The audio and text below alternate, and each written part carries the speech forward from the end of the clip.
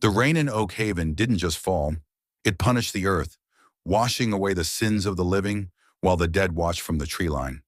10 years ago, I stood on the rain-slicked porch of the house on Miller Lane, a house that smelled of lemon wax and decades of secrets. Inside, the golden glow of the kitchen window cut through the dark, casting a silhouette of a family that looked perfect from the outside. My father, Silas Thorne, was celebrating his 50th birthday.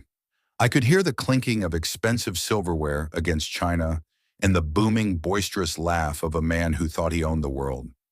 My mother, Sarah, was likely leaning into him, playing the role of the devoted wife she'd mastered over 25 years. But in my jacket pocket, nestled against my chest, there was a sealed manila envelope that felt heavier than a lead weight. Inside were the DNA results I'd spent my entire college savings to obtain. They didn't just contain data, they contained a thermal explosion. They proved that the man laughing inside wasn't my father, and that my mother's loyalty was a 20-year lie. I didn't go inside for the cake. I didn't stay for the toast. I walked to the driveway, slid that envelope under the windshield wiper of my brother Julian's car, and walked toward the Greyhound station without a suitcase. I became a ghost that night. Before we go deeper into this story, take a second and hit that subscribe button. Give this video a like and let us know where you're watching from. I'm curious to know how far these stories travel. I'm Elias, and after a decade of silence, the ghost has finally come home to haunt the living. Welcome to Family Secrets and Revenge. Stepping off the bus in Oak Haven in the spring of 2026 felt like inhaling a lungful of cold ash. The town hadn't changed, which was its greatest tragedy. The same Welcome to Oak Haven sign, peeling at the edges, still stood near the creek. The air still carried that heavy, damp scent of pine and wood smoke that clings to your clothes like a guilty conscience. But I had changed. I wasn't the scrawny, trembling 20-year-old who fled in the middle of a thunderstorm.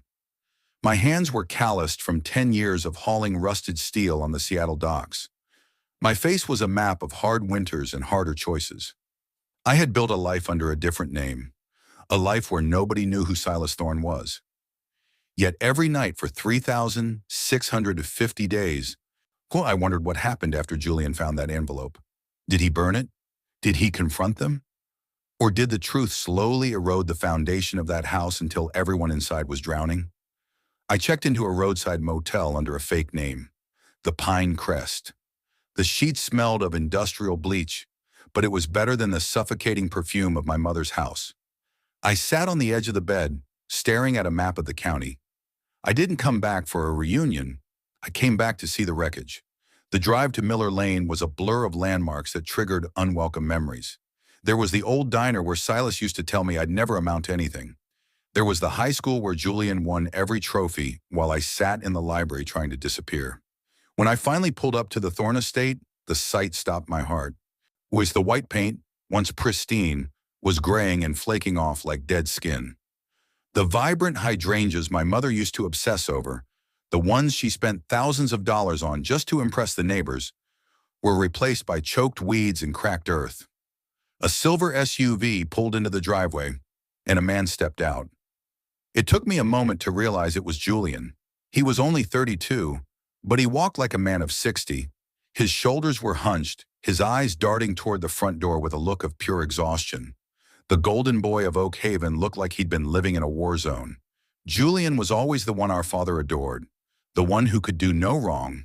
Seeing him like this, seemingly broken by a truth I left behind on his windshield, makes me wonder, if you were in my shoes, facing a situation like this, would you have left that envelope for your brother to find, or kept the secret forever to save him the pain? Share your thoughts in the comments. I didn't knock. The front gate was unlocked, its hinges screaming in a high-pitched rust-on-metal wail that set my teeth on edge. I walked around the side of the house, my boots crunching on the gravel path. There on the back porch swing sat a woman who looked like a hollowed-out version of my mother. Sarah Thorne was wrapped in a thin, tattered shawl, staring out at the woods with glazed eyes. When she heard my footsteps, she didn't turn with a smile. She flinched. When her eyes finally met mine, there was no motherly warmth. There was only terror. "Elias," she whispered, her voice cracking like dry parchment. She didn't move. She didn't reach out. She just let the tea glass she was holding slip through her fingers. It hit the porch floor and shattered, the amber liquid soaking into the wood. "You're dead. We held the service. We buried the casket 5 years ago." I stood there looking at the woman who had lied to me about my very existence. "You buried an empty box, Mom, just like you've been living in an empty house. I'm not a ghost. I'm the bill you forgot to pay." 5 years ago?" I repeated, the words tasting like copper in my mouth. "You declared me dead?" She began to shake, her hands tucked into the sleeves of her shawl. As Julian emerged from the back door, drawn by the sound of the breaking glass, he stopped dead in his tracks. His face went ghostly pale, his jaw dropping as he gripped the doorframe for support. "It wasn't a choice, Elias," Julian stammered, and his voice devoid of the arrogance he used to carry. After the envelope you left, Dad changed. He went dark. He had a heart attack 6 months later. He left everything to his rightful heirs. But you were gone. No phone calls, no trail. To settle the estate, to keep the timber mills running, the lawyers said we had to declare you deceased in absentia. We had to move on." "Move on?" I laughed, a harsh, jagged sound that echoed in the quiet yard. "You mean you had to cash the checks? How much was my death worth, Julian? $1 million? $2 million? The Thorne family timber fortune was legendary in this part of Georgia. Thousands of acres of prime land, 3 mills, and a political influence that reached all the way to the governor's office. By burying me, Julian had inherited it all. But looking at the state of the house and the fear in his eyes, it was clear the money hadn't bought them peace. It had only bought them a bigger cage. The air inside the house was stagnant, smelling of mothballs and the faint, metallic tang of old blood. Or maybe that was just my imagination. I followed Julian into the dining room. The heavy mahogany table, where Silas used to sit at the head like a king, was covered in a layer of fine dust. Julian sat down, his hands trembling so violently he had to tuck them under his thighs. "Why are you really here, Elias?" he asked, his voice a jagged whisper. "Is it the money? Because there's not as much left as you think. The mills, they're struggling. The legal fees to settle the death and the taxes, it nearly bled us dry." I pulled out a chair, the wood scraping harshly against the floorboards. "I didn't spend 10 years in a shipyard to come back for a handout, Julian. I'm here because of the man who isn't in those family photos on the mantle. Who is my real father? And why did Silas Thorne spend 30 years pretending I was his?" My mother, Sarah, stood in the doorway, her silhouette thin and ghostly. She didn't look like the socialite who used to host the garden club. She looked like a woman who had been looking over her shoulder for a decade, waiting for the sky to fall. "His name was Thomas Vane," she said, the name dropping like a stone into a deep well. The silence that followed was suffocating. I knew that name. Every kid in Oak Haven knew it. Thomas Vane was the man who had supposedly robbed the county credit union back in '94. He was the town's boogeyman, was the thug that Silas used to cite as the reason we needed strong men and hard laws in this county. "He wasn't a criminal, Elias," my mother continued, her voice gaining a desperate, frantic edge. "He was a mechanic. He was kind. He was everything Silas wasn't. We were in love. But Silas found out. He didn't just want me. He wanted to destroy the man I loved." She began to pace the small space between the sideboard and the table. "Silas didn't just frame Thomas for that robbery. He made sure the evidence was airtight. He used his influence with the sheriff to bury Thomas. And when I found out I was pregnant with you, Silas gave me a choice. I could go to prison as Thomas's accomplice and lose you to the state, or I could marry him, let him give you his name, Thorne, and watch Thomas rot from a distance. The level of manipulation in this family is staggering. It wasn't just a lie. It was a life sentence for an innocent man." Before we continue, take a second and share your thoughts so far on this story below. I read every single one. Does the punishment fit the crime here? The truth was a physical weight. Silas Thorne hadn't saved me. He had kidnapped me in plain sight. He had raised his enemy's son as a trophy, a daily reminder of his total victory over Thomas Vane. "Where is he?" I asked, my voice cold. "Where is Thomas?" Julian looked away, his eyes fixed on a crack in the plaster. "He died in the state penitentiary, Elias, 5 years ago, the same year we declared you dead. Pneumonia, they said. He died alone, thinking the world had forgotten him. He never knew he had a son. He never knew you existed." I felt a surge of white-hot rage. While I was running away to find myself, my real father was gasping for air in a concrete box, dying for a crime he didn't commit, while the man who put him there was celebrated as a pillar of the community. "You knew," I said, looking directly at Julian. "When you found that envelope on your car 10 years ago, you read the results. You knew I wasn't your brother. You knew Dad, Silas, was a monster. And you stayed silent." Julian finally looked up, and for the first time, I saw the cowardice that had defined his life. What was I supposed to do? He was Silas Thorne. He owned the police, the judges, the banks. If I spoke up, I'd have ended up in a cell next to Vane. I just wanted peace, Elias. I just wanted the shouting to stop. "The shouting is just getting started," I replied, leaning forward until I was inches from his face. "I want my half of the estate, Julian, but I don't want the money. I want the Thorne timber yard. I want the deed, the keys, and every filing cabinet in the main office." "Why?" he stammered. "Because Silas was a meticulous man," I said. "He kept records of everything. If he framed a man, there's a paper trail, and I'm going to find it." Oak Haven wasn't just a town, it was a web, and at the center of it sat Sheriff Miller. He had been Silas's best friend since high school. If Silas was the brain, Miller was the muscle. That afternoon, I drove down to the sheriff's station. It was a new building, modern and sleek, built with Thorne tax dollars. I walked in, to my boots echoing on the polished linoleum. Behind the glass sat a young deputy who didn't recognize me. "I'm here to see the sheriff," I said. "Tell him Elias Thorne is back from the dead, and he's looking for his father's old files." 10 minutes later, I was in Miller's office. He was older, his face a roadmap of whiskey and bad secrets. But those eyes, sharp and predatory, hadn't changed. He leaned back in his leather chair, his hand resting casually near his holster. "You got a lot of nerve showing your face here, boy," Miller growled. "We buried you. You should have stayed in the dirt." "The dirt is where the truth grows, Sheriff," I replied. "I know about Thomas Vane. I know about the '94 credit union job. And I know you were the one who planted the bag of cash in his garage." Looking at the sheriff's cold stare, I can't help but wonder, if you were in my shoes standing face to face with the man who destroyed your real father's life, could you keep your cool, or would you snap? Share your thoughts in the comments. The Thorne timber yard sat on the edge of town like a rusted crown. It was 300 acres of heavy machinery, sawdust, and history. When I walked into the main office the next morning, the air was thick with the smell of diesel and old paper.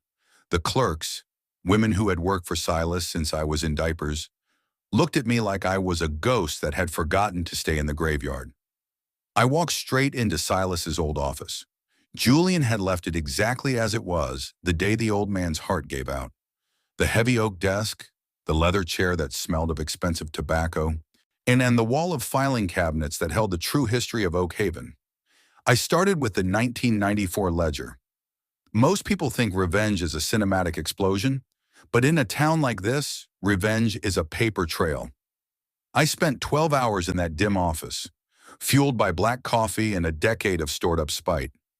I found the consulting fees Silas had paid to Sheriff Miller every month for 30 years. I found the property transfers where Silas had seized Thomas Vane's small plot of land for pennies on the dollar just days after the arrest.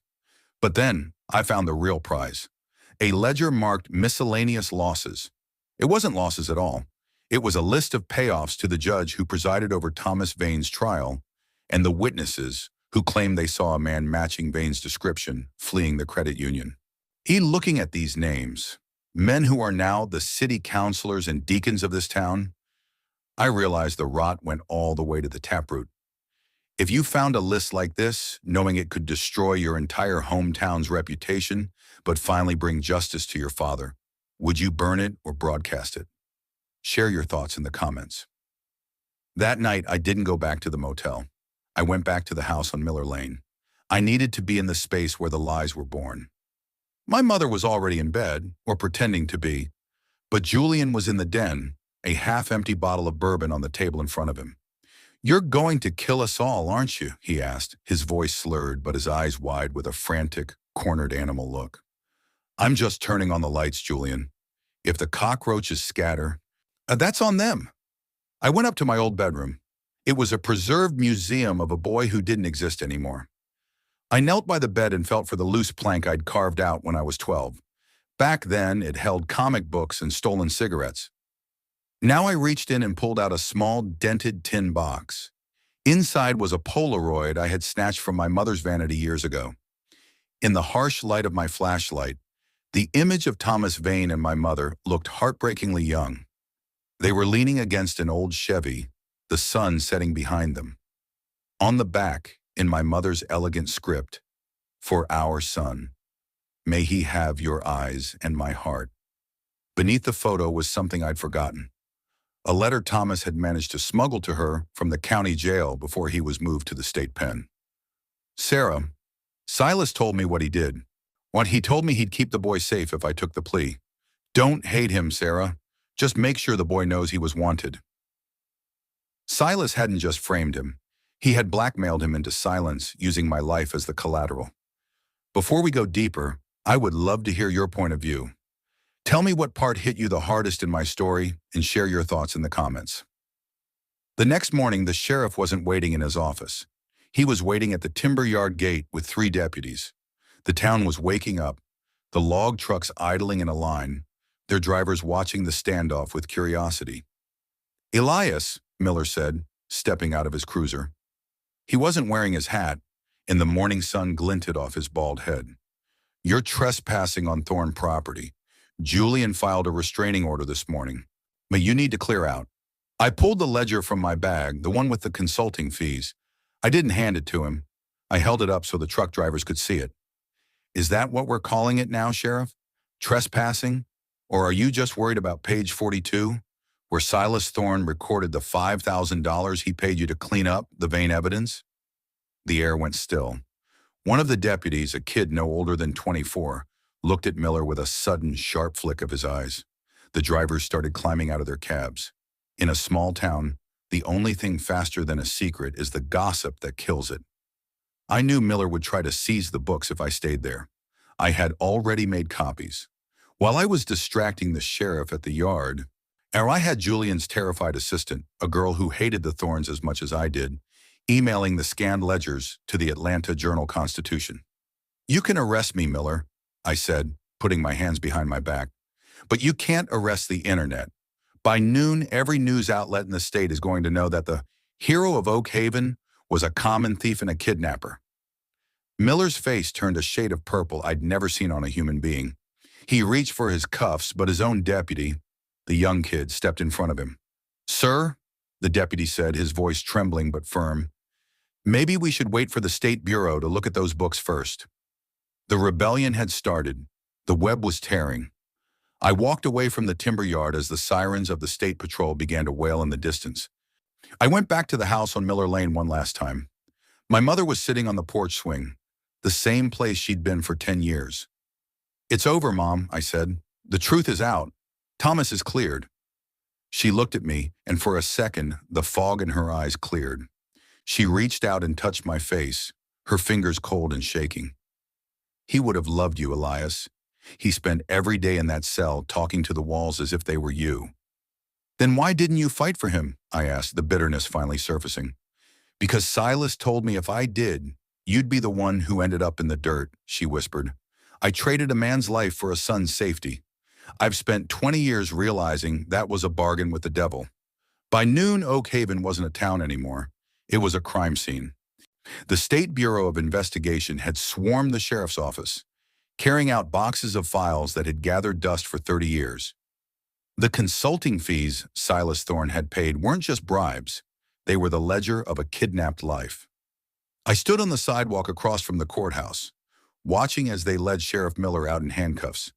He caught my eye for a split second, and in that moment, I didn't feel the surge of joy I expected. I felt a profound, hollow sadness for the man who had died in a cell because of this coward's greed. Julian was next. They didn't handcuff him, not yet, but they escorted him to a black SUV for questioning. He looked at the cameras, then at the ground, his face a mask of shame. The golden boy had finally lost his shine. The townspeople, and the same ones who had tipped their hats to Silas for decades, were now spitting on the pavement as the Thorne name was dragged through the mud. The legal process was a whirlwind of depositions and dark revelations.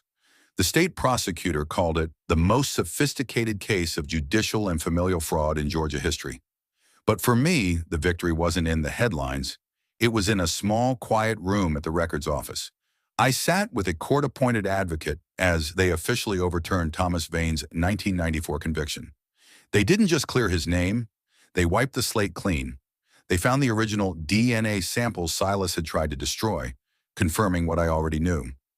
I wasn't a Thorne. I never had been. I was the son of a man who loved a woman so much he went to prison to keep her and her child safe from a monster. The weight of that sacrifice is something I'll carry forever. Before we continue, take a second and share your thoughts so far on this story below. I read every single one. The Thorne estate was liquidated to pay the massive fines and the restitution owed to the Vane family, which ironically was just me. I didn't keep a cent of the Thorne blood money.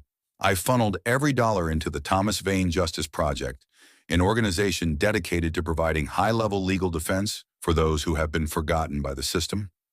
I went back to the cemetery one last time. Thomas Vane's grave had been a flat, weed-covered marker in the indigent section.